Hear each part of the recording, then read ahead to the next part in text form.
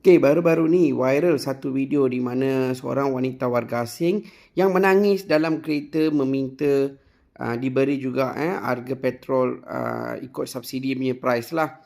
Okey, jadi dia dapat banyak kecaman sebab dia kata dia berkahwin dengan orang Malaysia, dia ada spouse visa dan dia minta juga subsidi diberikan kepada mereka kategori-kategori ni lah warga asing yang berkahwin dengan Malaysia.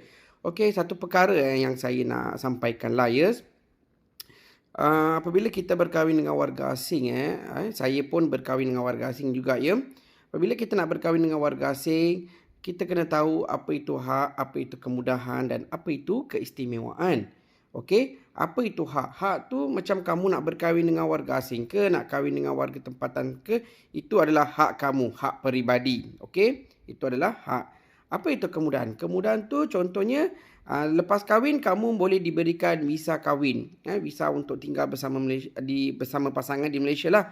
Mungkin diberi 6 bulan, mungkin diberi setahun, mungkin diberi 2 tahun. Itu adalah kemudahan. Boleh diberikan atau tidak boleh diberikan. Sebab nama pun kemudahan dan itu bukan hak. Okey, itu adalah kemudahan. Dan apa itu keistimewaan? Istimewaan tu adalah satu-satu perkara yang diberikan untuk sesetengah ataupun individu-individu lah. Contoh dalam kes ni, apa keistimewaan?